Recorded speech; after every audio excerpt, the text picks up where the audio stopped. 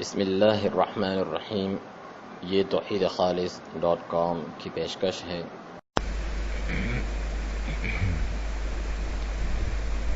عبادت کے ساتھ اخلاق کی اہمیت۔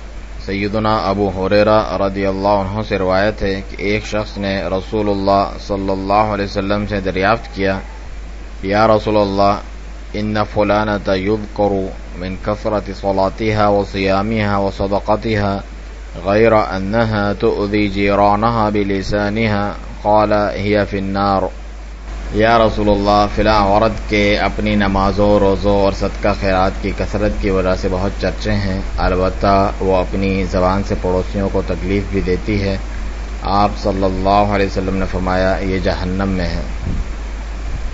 قال یا رسول اللہ، فإن فلانۃ یذکر من قلۃ صیامها وصدقتها وصلاتها وإنها تصدق بالأثوار من العقد ولا تؤذي جيرانها بلسانها قال هي في الجنة۔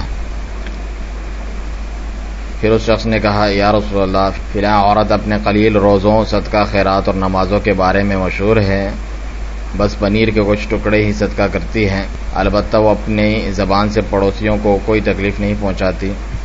آپ صلی اللہ علیہ وسلم نے فرمایا، یہ جنت میں ہے۔